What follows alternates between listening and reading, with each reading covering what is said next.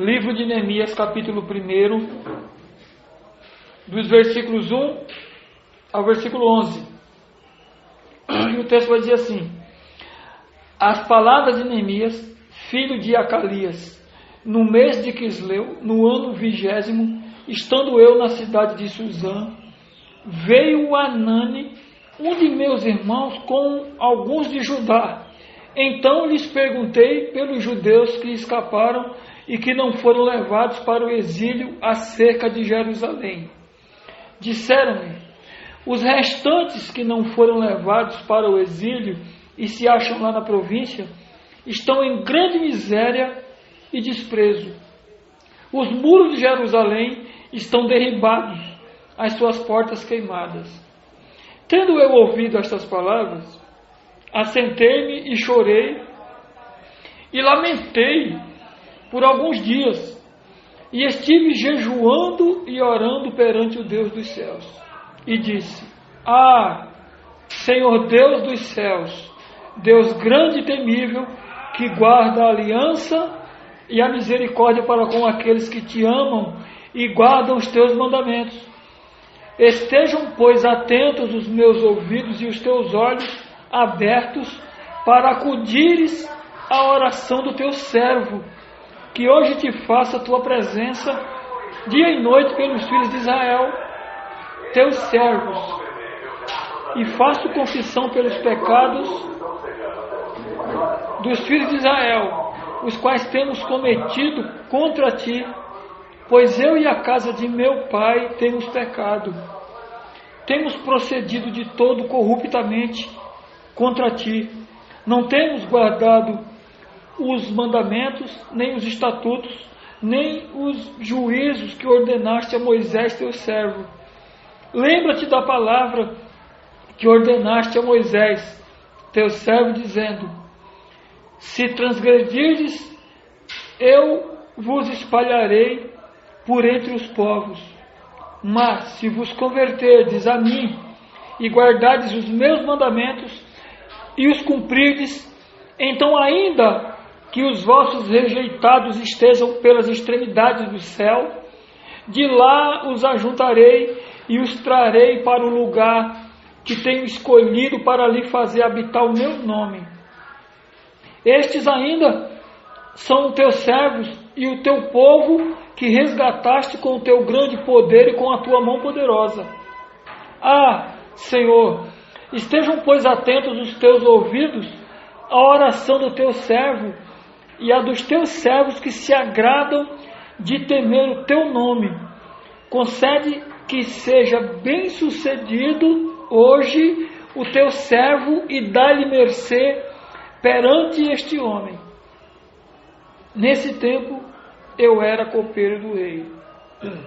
Vamos orar? Deus bendito e amado Pai, estamos aqui para agradecer o teu nome, Senhor, mais uma vez nesse domingo, que o Senhor nos tem concedido pelo seu poder, pela sua graça, pelo seu imenso amor, pela tua igreja, pelo teu povo. Nós te louvamos, Senhor.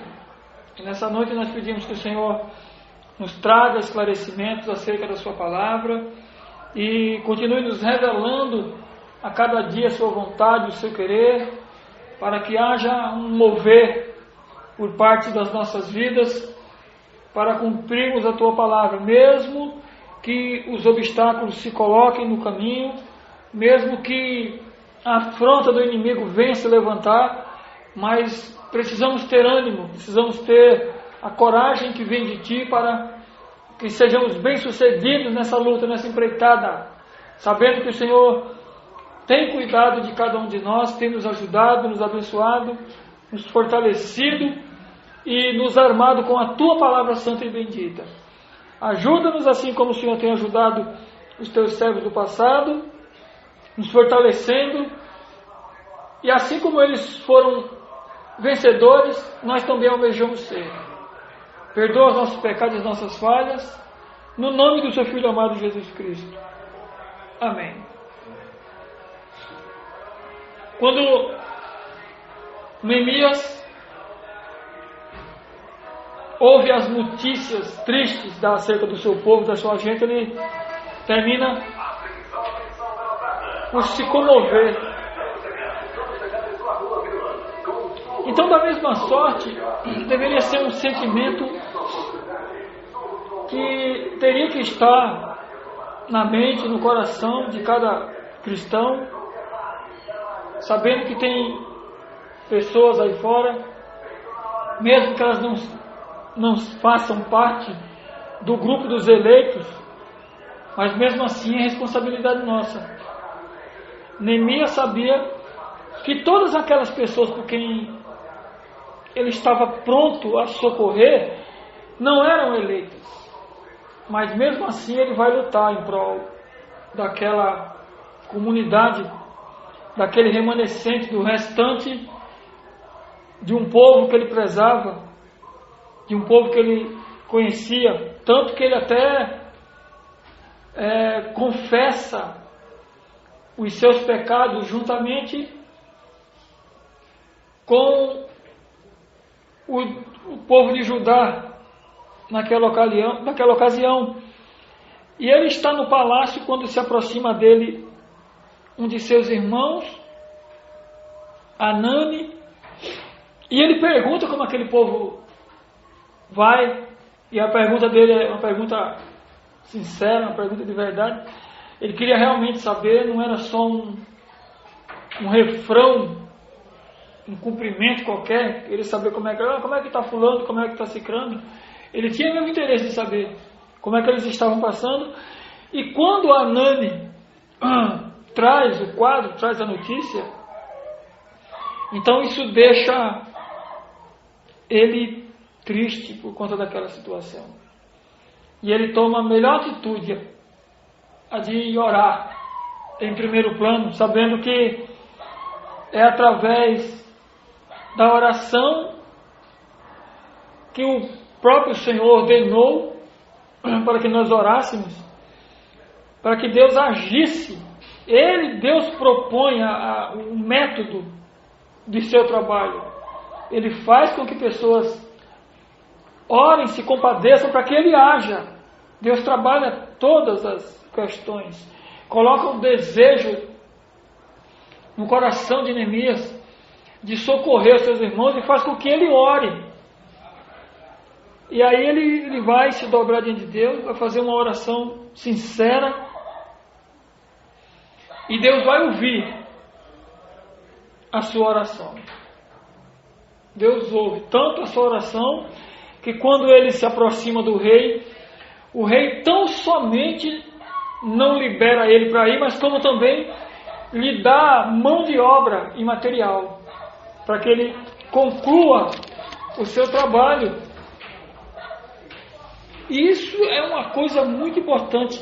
Neemias, ele sabia que quando ele começasse essa empreitada, ele ia encontrar pessoas desanimadas, ia encontrar um povo na miséria, um povo cercado de circunstâncias duras, difíceis, complexas.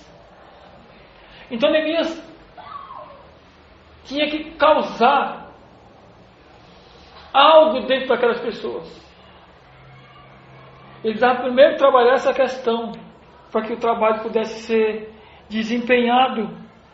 E quando nós chegamos no capítulo 2, nós vamos bem trabalhando a questão dos capítulos,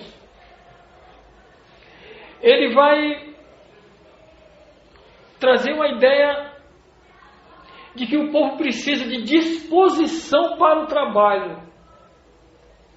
O povo tinha que ter disposição para o trabalho, senão não iria funcionar.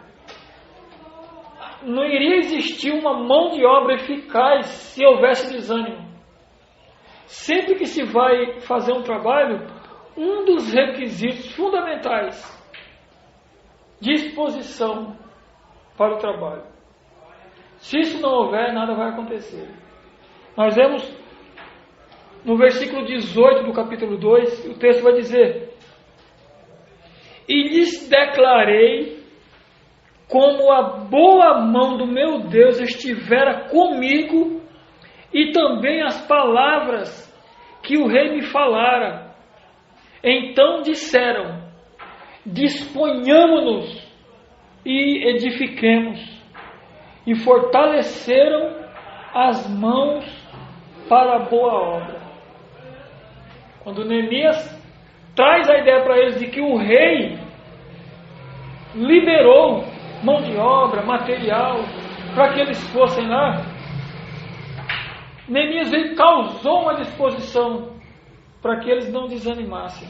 Eles precisavam reedificar os muros de Jerusalém, que estavam quebrados, suas portas queimadas a fogo.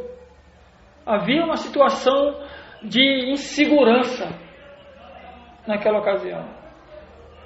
E isso é horrível, a pessoa se sentir desprotegida no seu ambiente, no seu local de vivência, de moradia, a pessoa se sentir oprimido, cercados por inimigos em todo o tempo, sujeitos a saques, a maldade e a investida. Isso poderia muito bem acontecer com a cidade desprotegida, a cidade sem muros. Então havia uma necessidade de verdade, de que alguém fosse levantado, de alguém tomar uma posição e ir lá e reerguer os muros, fortalecer a cidade, proteger a cidade, cercá-la novamente, causar uma estabilidade para aquelas pessoas. Então a primeira coisa era ter disposição para o trabalho. Sem isso é impossível. Quando se vai fazer qualquer projeto, qualquer obra, as pessoas que te rodeiam, se elas estiverem desanimadas, tem muita chance de o trabalho não dar certo. Porque não há uma motivação, não há uma disposição, um despertar, um querer. Não há. Então isso é um problema sério. Perceba que Neemias ele já começa a esboçar aqui as suas qualidades de líder. Ele vai mostrar que é um verdadeiro líder quando ele declara que Deus foi com ele. Deus estivera comigo, ele diz. No versículo 18. Isso é uma coisa muito importante, porque precisava acontecer para a vida daquela gente. As mudanças, elas não são simples. Do nada acontece mudança. É preciso trabalho. O único lugar em que sucesso vem primeiro do que trabalho é no dicionário de língua portuguesa. Porque na prática o trabalho vem primeiro. Isso é fatal e é irrevogável. E é natural que seja assim. Sucesso nunca virá antes. Ele sempre será consequência de um bom trabalho. Exatamente isso. Então Neemias, o que ele precisava era de pessoas com disposição para trabalhar e cooperação. Era necessário que houvesse cooperadores. Uma obra não se faz sozinho. Uma obra se faz com cooperação. E no capítulo de número 3, no versículo 2, o texto vai dizer: junto a ele edificaram os homens de Jericó. Também ao seu lado edificou Zacur, filho de Inri. Olha, ele estava tendo agora gente que ia cooperar, pessoas que iam com ele. Isso era importante. Alguém junto, uma força. Sempre 2 braços a mais é melhor.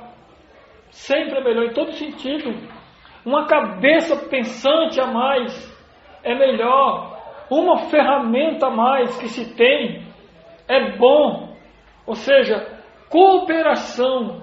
Há uma necessidade de cooperação. Agora, a questão é que quando se vai fazer a obra de Deus, a gente vê que muita gente desanima, porque as pessoas, quando existe disposição para o trabalho, cooperação, quando a coisa está aparentemente caminhando bem, isso não quer dizer que não se vai ter obstáculo.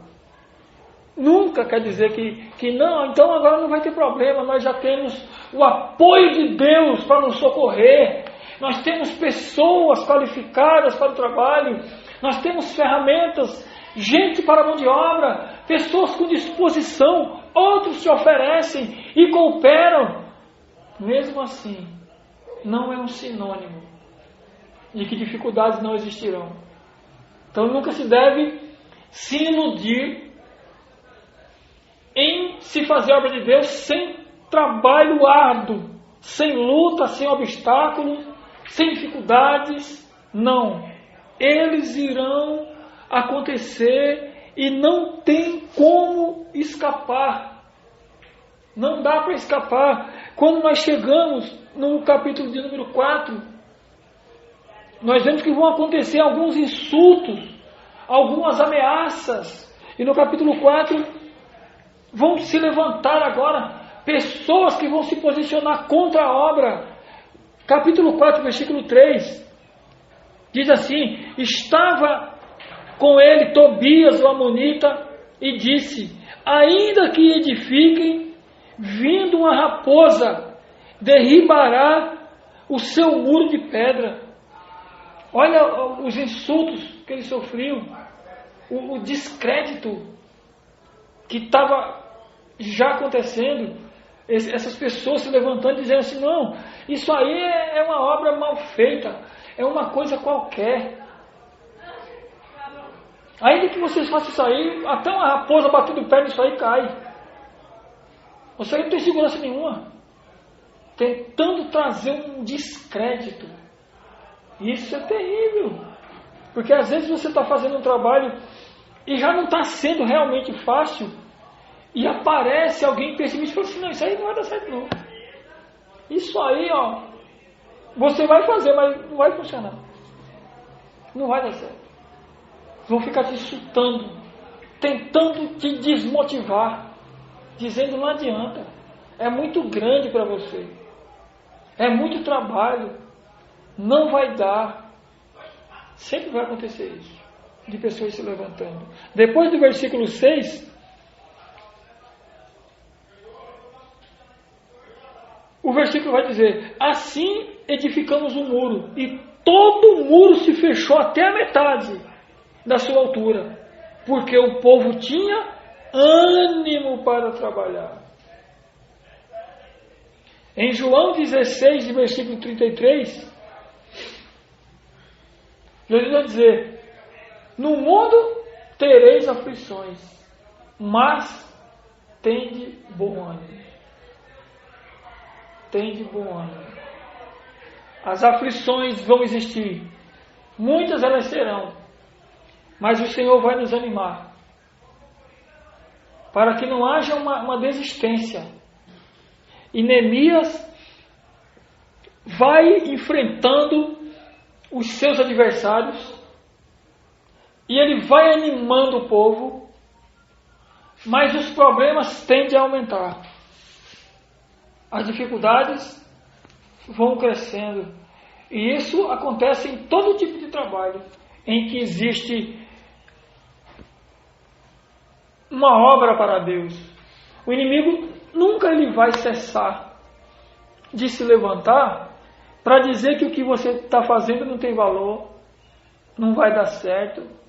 Está do jeito que quando você começou não teve progresso. Isso não adianta. Quando você faz uma obra com pessoas, alguém vai dizer: não tem, aquilo ali não tem mais jeito. Isso não vale a pena. Outros já tentaram e não conseguiram. Tentativas vão ser feitas para desanimar. Mas o Senhor diz: tende bom ânimo. Tende bom ânimo. A ideia de ter bom ânimo é não ouvir essas vozes, é não atentar para aqueles que querem te brecar no caminho, para aqueles que querem te desmotivar, O ter bom ânimo é confiar-se como Neemias, em dizer, não, o Senhor está comigo. O Senhor está conosco. E ele vai adiante. E nós não estamos só. E dele vem a nossa força. Dele vem o nosso recurso. Ele é a nossa fortaleza. Então isso precisa acontecer. Isso precisa existir dentro de cada um de nós. Para que não desfaleçamos. Então ele precisava ser um líder motivador.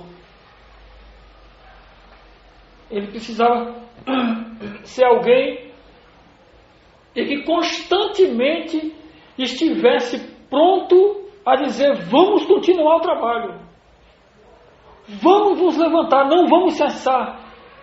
Não vamos parar. Não vamos nos deter por conta dos obstáculos. E ser realistas, eles vão acontecer mesmo. Mas isso não vai nos deter. Isso não vai nos parar. E mesmo no capítulo 4,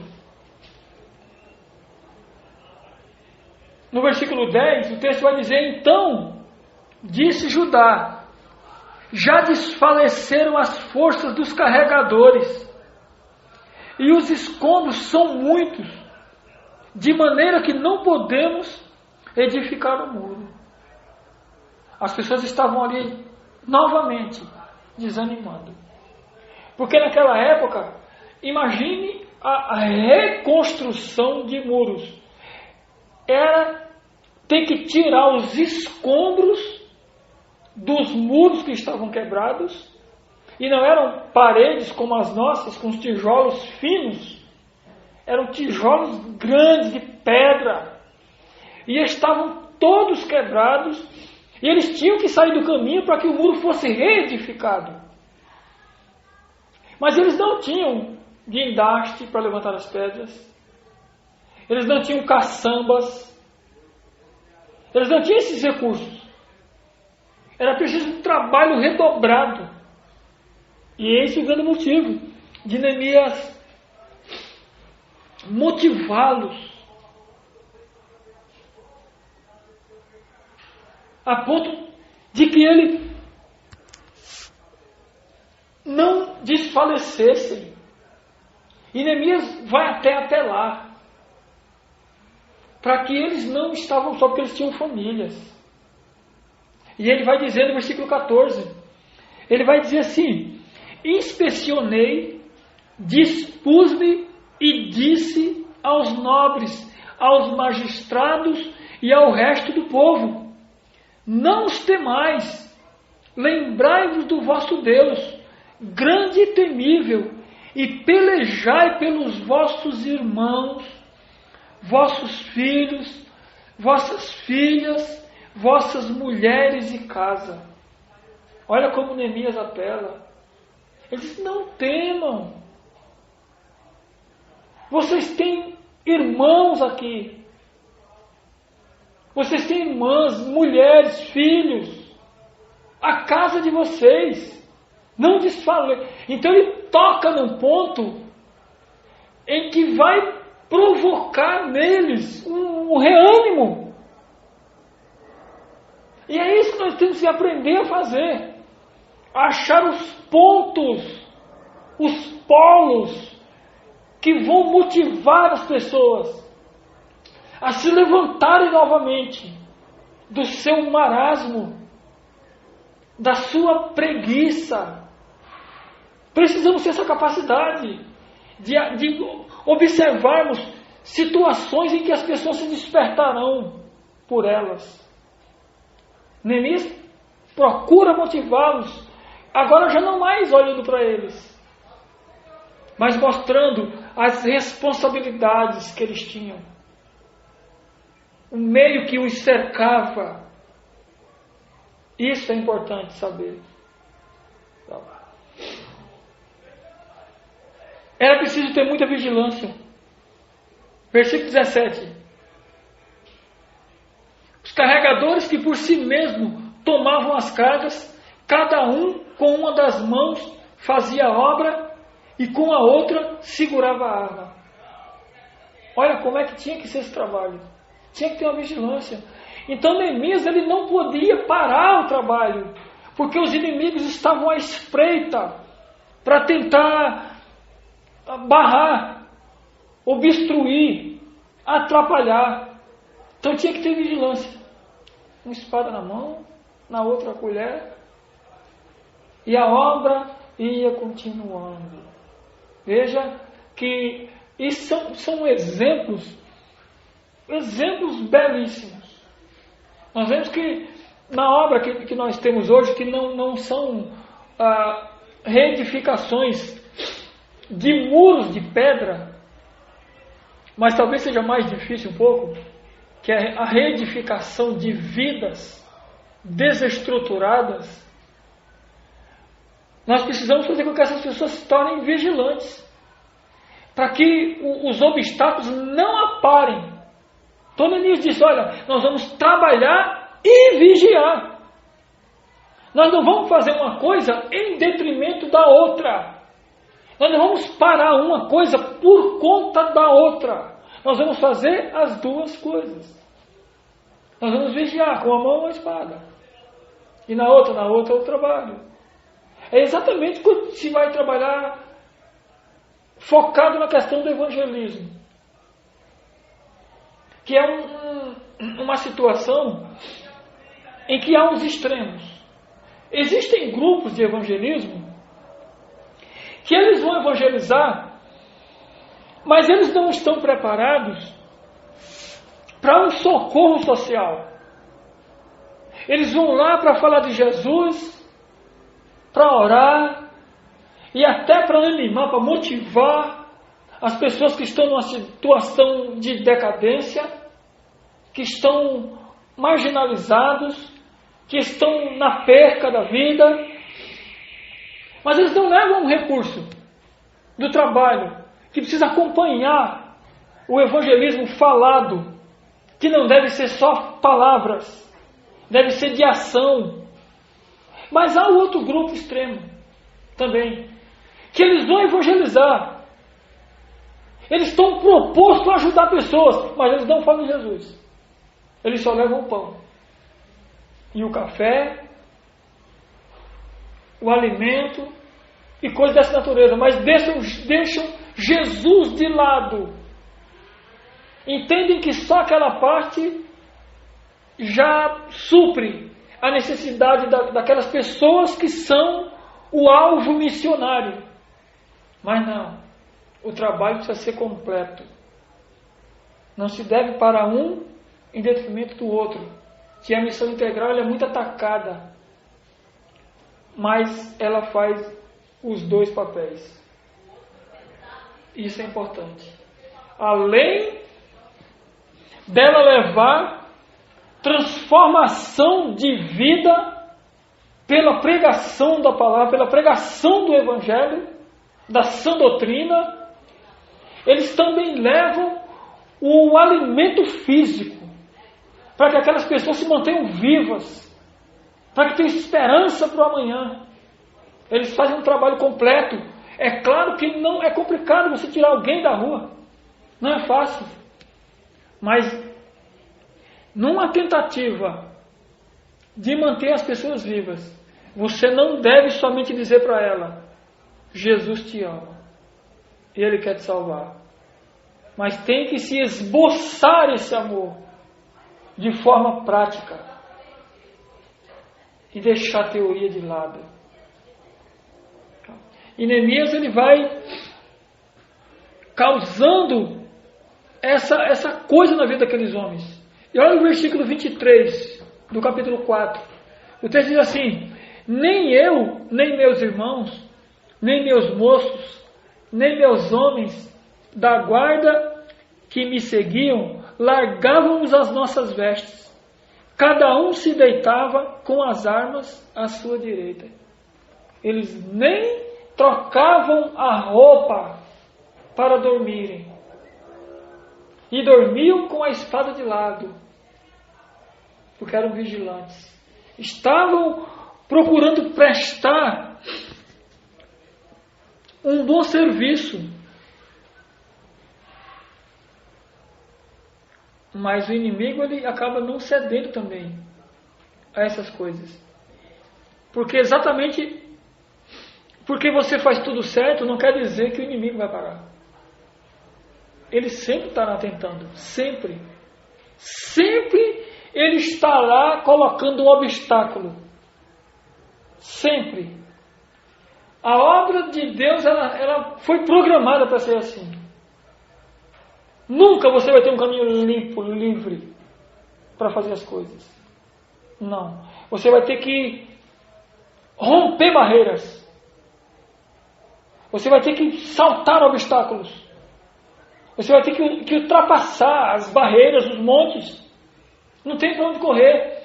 Mas e quando o inimigo, ele gasta as suas armas mais grosseiras, então ele começa com o trabalho mais sutil.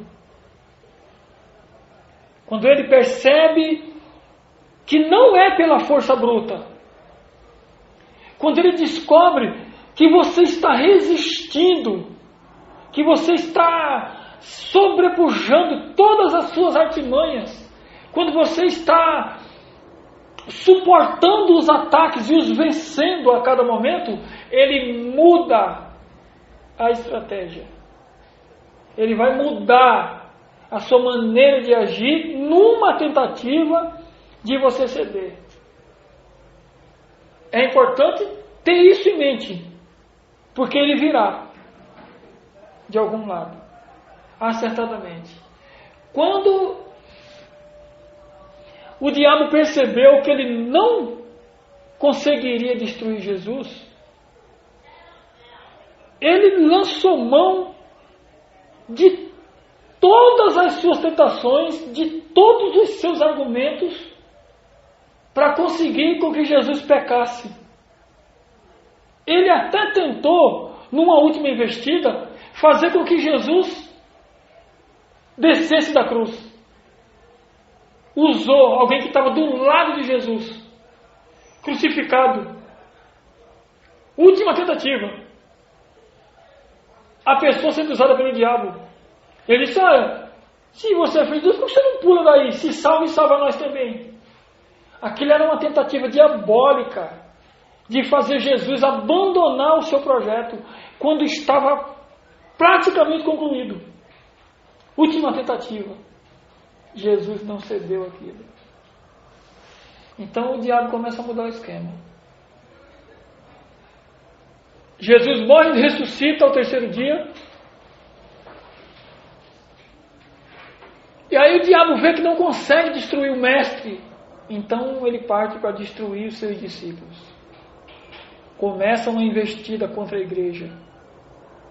Porque ele entende que um reino só subsiste com reis súditos.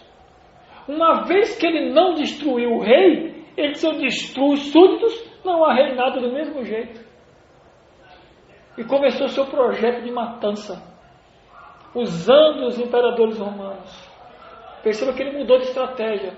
Agora o cabeça, que já não estava mais fisicamente presente, mas estava agora em espírito, esse não podia ser mais atacado, mais atingido.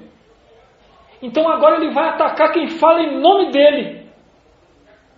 Ele vai usar o seu esquema diabólico para tentar destruir a igreja dessa forma. Ele vai mudando de esquema. Então aqui não foi diferente. Quando Neemias está trabalhando, olha o que diz a partir do versículo 6. O texto vai dizer assim: tendo ouvido Sambalá, Tobias, Gesem, o Arábio e o resto dos nossos inimigos, que eu tinha edificado o muro e que nele já não havia brecha nenhuma, ainda que até este tempo não tinha posto as portas nos portais, Sambalá e Gesem mandaram dizer-me: vem, encontremo-nos nas aldeias, no vale de Ono. Porém, intentavam fazer-me mal. Olha, agora era um convite amigável. Na força bruta não dava. Mas agora eles, não, vamos nos encontrar. Vamos fazer uma festa. Vamos comemorar, vamos isso, vamos aquilo.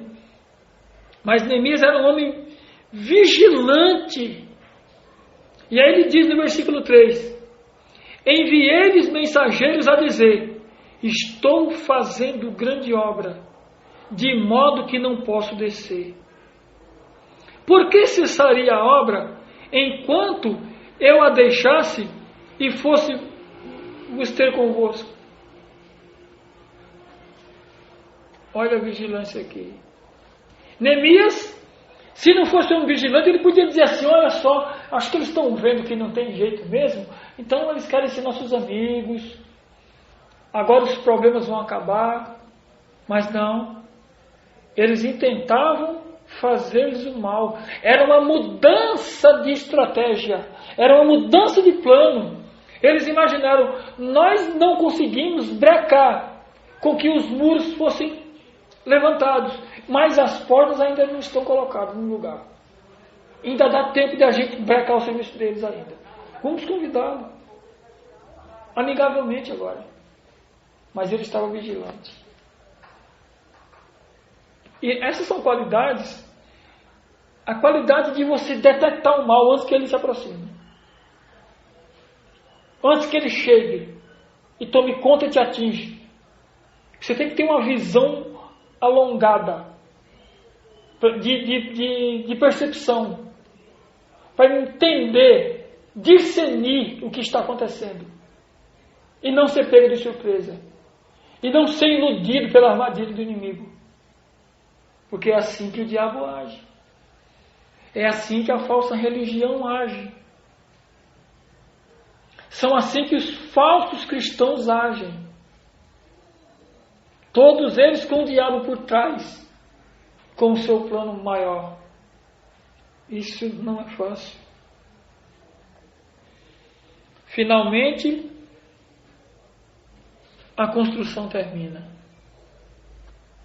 E no versículo 15 do capítulo 6, o texto vai dizer: acabou-se, pois o muro, aos 25 dias do mês de Elul, em 52 dias, menos de 2 meses, mais de trabalho, e vigilância, e perseverança, e confiança em Deus, e pessoas com disposição e com bom ânimo, e com cooperação.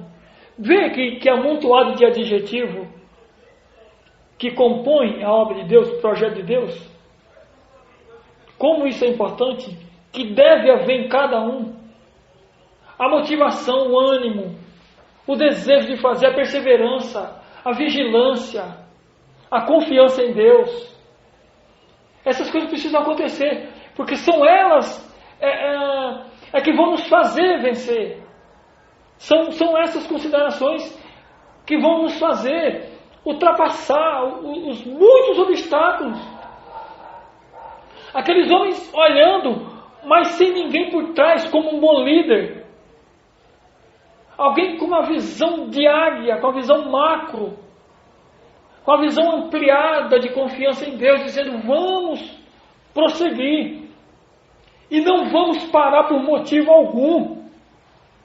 Não importa se por ataques frontais, ou se mesmo pela sutileza, pela falsidade, pela armadilha.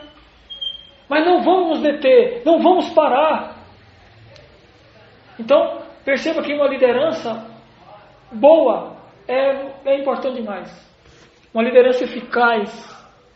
Alguém que verdadeiramente é de Deus e recebe a capacidade da liderança, deve ser notório, deve ser visto, deve ser reconhecido, para que haja um bom desempenho, para que haja um bom trabalho, para que haja a concretização de um trabalho. Um projeto não se faz do dia para a noite. E um projeto não se faz sem cooperação. Um projeto não se faz sem unidade. Havia necessidade de estarem todos unidos no mesmo propósito, agindo adequadamente, seguindo uma linha de raciocínio, seguindo um pensamento unitário, para que o trabalho prosseguisse e funcionasse dessa forma. Mas como o inimigo ele não cessa de verdade, eles ainda tentam trazer um terrorismo psicológico. E no final do capítulo 6, no versículo 19, o texto vai dizer assim: também das suas boas ações falavam na minha presença, e as minhas palavras lhe levavam a ele. Tobias escrevia cartas para me atemorizar. Ele ainda continuava tentando. Ainda tinha os recados maldosos. Ainda tinha essa tentativa de, mesmo que o trabalho estivesse pronto, viesse esse terrorismo psicológico, tentando com que as pessoas não vissem Neemias com bons olhos, porque eram homens maldosos, e eles queriam que Neemias se abalassem, queriam atemorizá-lo. Como isso tem acontecido na atualidade? Quanta boa gente estão falando mal deles. Gente que está com a mão na obra, de verdade, sendo atacado por isso e por aquilo. Às vezes a pessoa está tão envolvida na obra que ele não tem nem tempo de responder essas coisas. Ele não tem nem condições para parar e ir lá responder uma ou outra dessas afrontas. Mas essas coisas acontecem e são terríveis. A questão é, a obra que Neemias se propôs a fazer agora estava pronta, agora estava preparada. Mas não foi sem luta, não foi sem obstáculo, não foi sem barreira. E perceba que ele começou orando. A base é a oração. Não existe um bom trabalho sem oração. É impossível que haja. Sem uma plataforma fundamentada na consciência de que Deus determinou que orássemos para que Ele fizesse, nada vai acontecer. Porque é uma determinação dele. Mesmo assim, a luta é grande, a batalha é terrível. A questão é, a vitória é certa. E agora, a primeira parte, a parte física do projeto estava pronta. A base já estava pronta. Agora o povo podia se reunir. Agora o povo poderia dormir tranquilamente. O povo poderia agora louvar a Deus. Agora não havia mais aquele temor de trabalhar com uma espada na mão. Porque a cidade agora estava protegida. Agora estava cercada novamente por muros. E todo aquele temor já não havia mais. Essa parte do projeto estava pronta. Mas faltava uma ainda. Faltava uma parte. Talvez a parte que vem agora, que é a parte que completa, que fecha, é a parte mais importante. Porque a reforma física estava concluída. Mas era preciso, para o povo de Judá, uma reforma espiritual. E agora chega a hora de uma outra pessoa entrar em cena.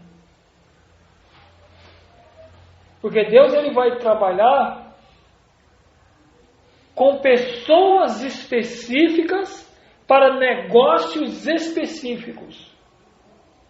Ele usa Neemias como um homem público, um homem do povo, como um governador, como alguém que planeja, como alguém que tem uma mentalidade para a mão de obra, alguém motivador, alguém que tem capacidade de liderança.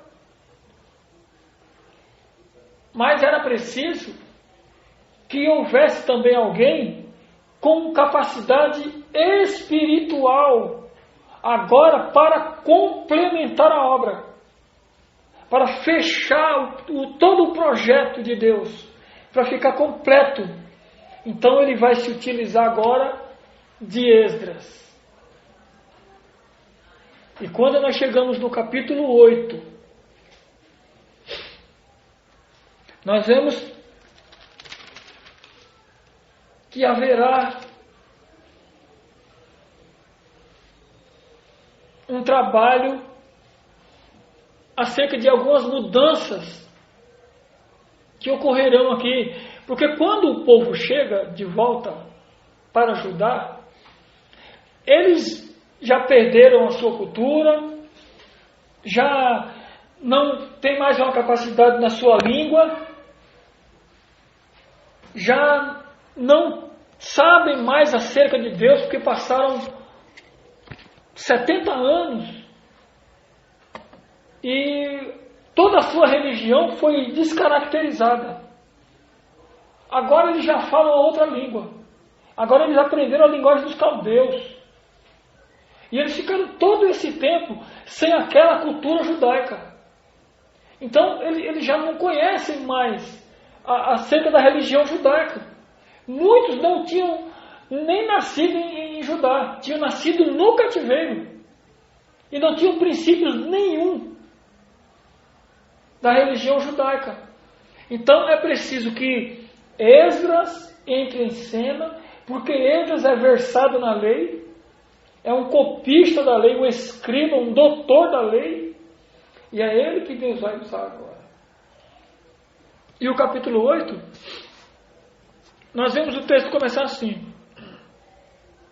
em chegando o 7º mês, e estando os filhos de Israel nas suas cidades, todo o povo se ajuntou como um só homem, na praça diante da porta das águas, e disseram a Esdras, o escriba, que trouxesse o livro da lei de Moisés, que o Senhor tinha prescrito a Israel.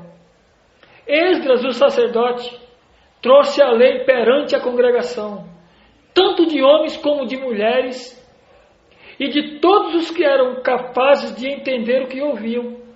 Era o 1º dia do 7º mês. E leu no livro, diante da praça, que estava fronteira à porta das águas, desde a alva até o meio-dia, perante homens e mulheres, e os que podiam entender, e todo o povo tinha os ouvidos atentos ao livro da lei. Olha como isso é importante. Aquelas pessoas que compunham aquela nação que estava sendo restaurada naquele momento, eles tinham que ter a base dos princípios da sua verdadeira religião. Eles tinham que recuperar a sua linguagem mãe. Eles tinham que retornar às verdades do judaísmo.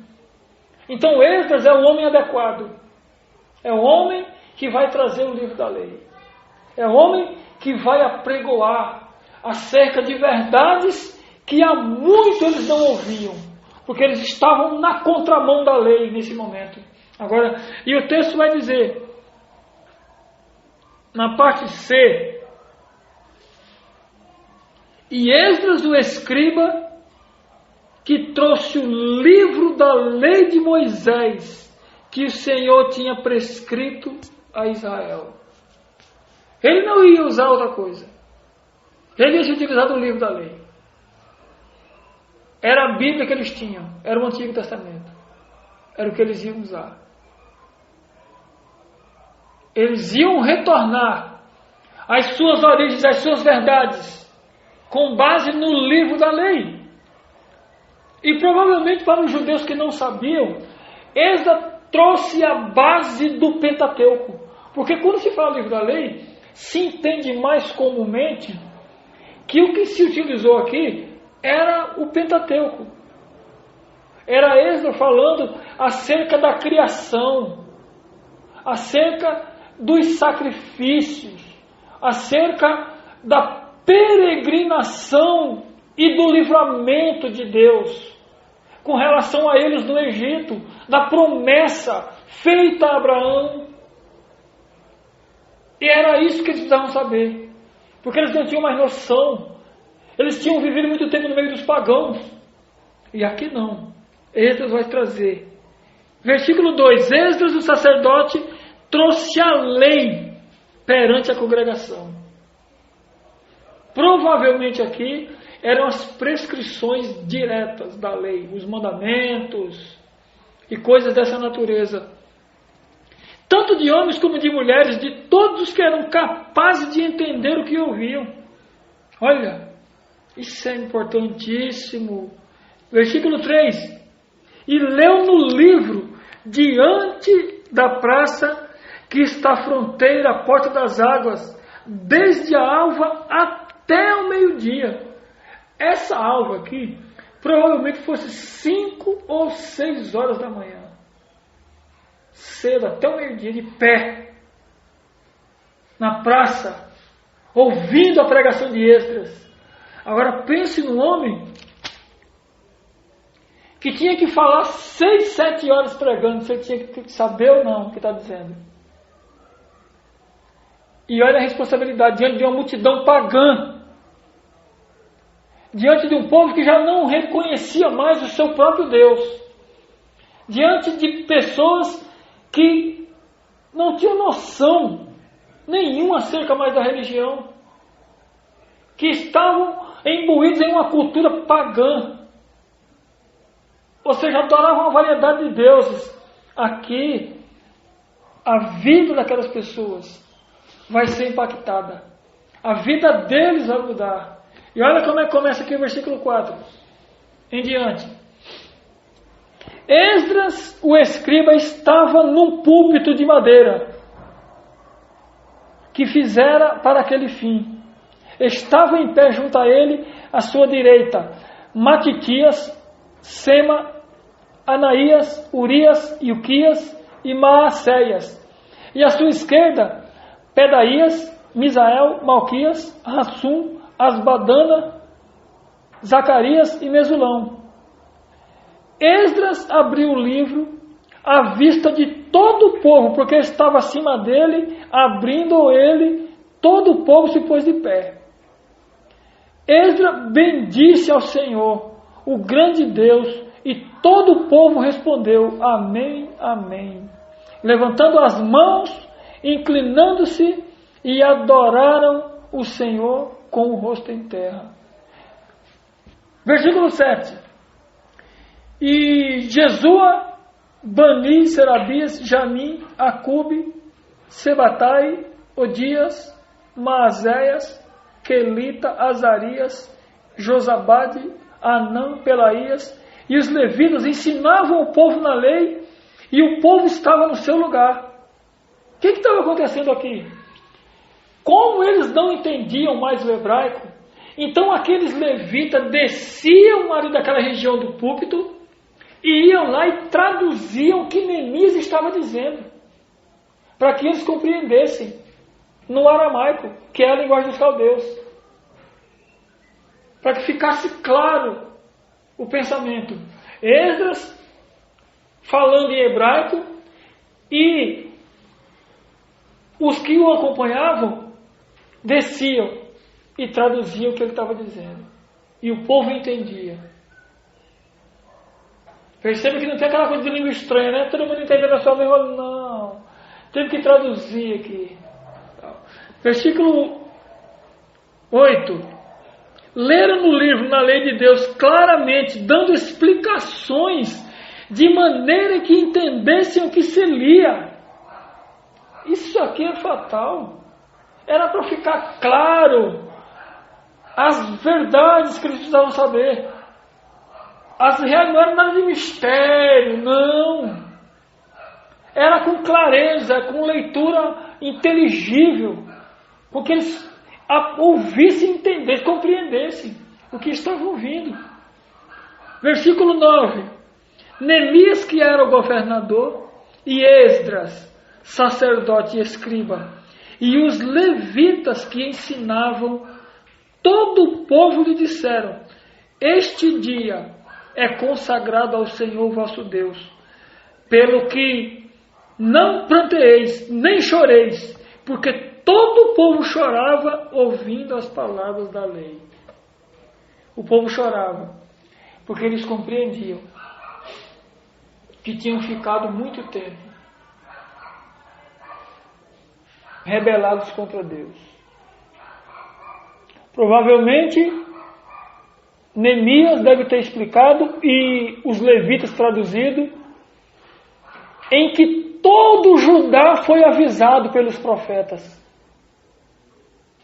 Por Jeremias, por Ezequiel, por Daniel, que até participou do cativeiro, e por outros profetas. E eles não ouviram. E foram castigados. E agora, com os relatos que Neemias traz, que Esdras traz, eles choram e pranteiam e reconhecem que estavam andando contra a vontade de Deus. Porque não eram sermões de brincadeira aqui. Acertadamente não eram sermões de entretenimento.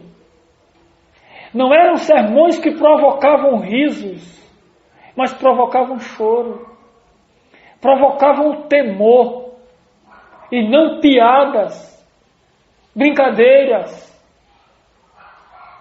Era diferente, porque havia seriedade.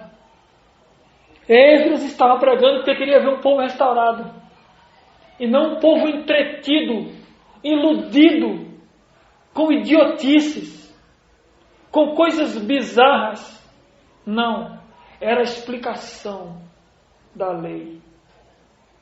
E daqui nós tiramos muitas lições. De primeira delas, quando Deus diz que vai levar para o cativeiro, se não houver um arrependimento, consequentemente Ele leva. Mas Ele, como tem o seu remanescente, Ele vem e o restaura. Outra lição que nós aprendemos: quando se vai pregar a verdade do Evangelho, deve-se pregar com seriedade. Deve-se falar com clareza. Deve-se dizer aquilo que Deus quer que digamos, porque nós somos porta-vozes dEle. E não temos a nossa mensagem. Temos que transmitir a mensagem de Deus, com base nas Escrituras. Porque foi assim que Esdras fez. Ele abriu o livro da lei. Ele não contou nenhum testemunho. Ele não inventou nenhuma história. Não teve nenhuma enrolação. Mas ele tão somente falou do livro da lei. E é assim que devemos fazer nos nossos dias. Pregar a verdade, e tão somente a verdade, se nós almejamos a reestruturação das pessoas. Se nós queremos edificar alguém, devemos falar a verdade. Mesmo que a princípio essa pessoa não aceite ou não entenda. Mas a única chance que ela tem é se dobrar a essa verdade. A única chance que ela tem de sobrevivência, de restauração, de mudança, de transformação, é atentar para a palavra de Deus. E ela precisa ser pregada fielmente. Ela não pode ser pregada de qualquer jeito. Nós não podemos alegrar as pessoas. Perceba que Esdras não vem para alegrar ninguém. Ele vem para dizer o que o livro da lei diz. Ele vem para trazer verdades que aquelas pessoas não são possuidoras dela. E isso vai causar grandes mudanças na vida dessa gente. Assim como causa na vida dos homens hoje.